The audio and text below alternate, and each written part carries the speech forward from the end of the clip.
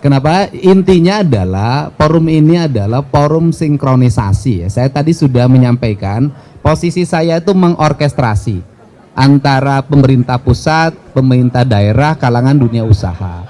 Dan kita tahu Jawa Barat hari ini kan ranking investasinya tertinggi Indonesia. 72,5 triliun sudah masuk dan kita harapkan bisa terus meningkat. Kan hal itu terjadi bukan ujug-ujug, tetapi ada beberapa kebijakan strategis, misalnya angka premanisme di dunia industri menurun tajam. Gitu bisa lihatlah hari ini. Kemudian yang kedua adalah angka investasi itu dipengaruhi yaitu upaya kita mendekatkan industri pada masyarakat agar mengerti. Ini problem investasi itu kan gini. Izin lokasi, IUP, UKL, UPL, ya kan? Kemudian nanti rekomendasi dari Dinas Lingkungan Hidup Provinsi Jawa Barat yang memegang otorisasi di dalam UKL UPL. Nah, dalam UKL UPL itu seringkali yang menjadi problem antrian karena masuk di OSS itu. Di antrian itu digeser begini jadi masalah, nanti takut jadi temuan.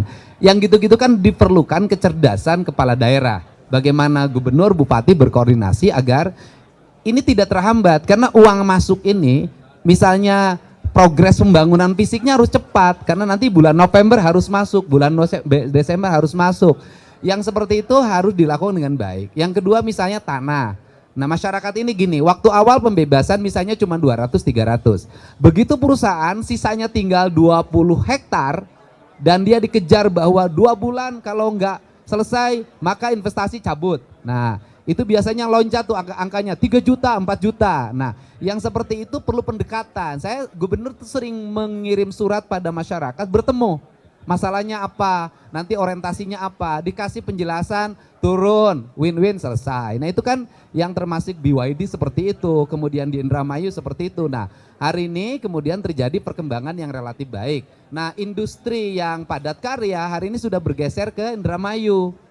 Kemudian sebagian Kuningan, sebagian lagi Cirebon, mudah-mudahan sebagian Majalengka. Kemudian industri padat modal itu di Subang sekarang sudah mulai tumbuh. Nah misalnya di padat modal masih ada problem juga. Misalnya ada surat edaran Menteri Pertanian, ya kan? Tidak boleh ada alih fungsi sedangkan sawahnya itu misalnya cuma 5 hektar. Di tengah kawasan industri yang 400. Nah kalau orang nggak berani ngambil keputusan, nah saya ini ya sudah kita bertemu dengan menterinya, saya sudah WA Pak Menterinya. Kita bertemu yang 5 hektar ini di kepala saya itu nggak boleh hilang, terkompensasi. Bagaimana terkompensasi? Begini caranya, daerah ini perlu urukan, ngambil Indramayu urukannya.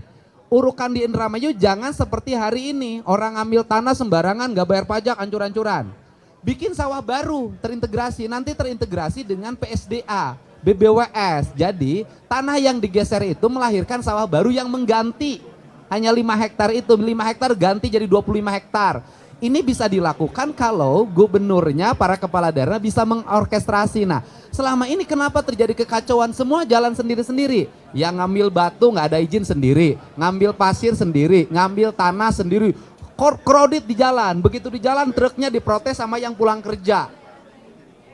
Nah ini yang terjadi. Nah itu tugas pemimpin tuh nggak boleh lepas tangan. Dia harus tampil untuk segera menyelesaikan seluruh problem itu agar para pengusaha tidak dipusingkan oleh berbagai problematika sosial yang terjadi. Kalau administratifnya nggak masalah.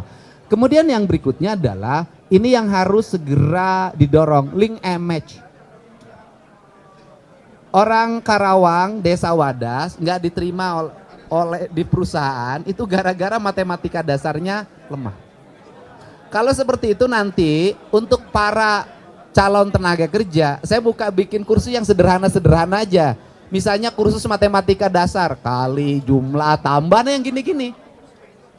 Nah ini yang harus segera diselesaikan sehingga pendidikan kita ini pendidikan yang mengarah pada kebutuhan. Yang berikutnya rencana rekrutmen tenaga kerja harus bisa dilihat. 2026 industri nyiapin berapa, 2027 berapa, 2028 berapa, 2029 berapa, kualifikasinya apa. Ini harus diumumin sejak sekarang sehingga kita segera menyiapkan. Jadi jangan bicara bahwa hari ini lowongan kerja sangat terbatas.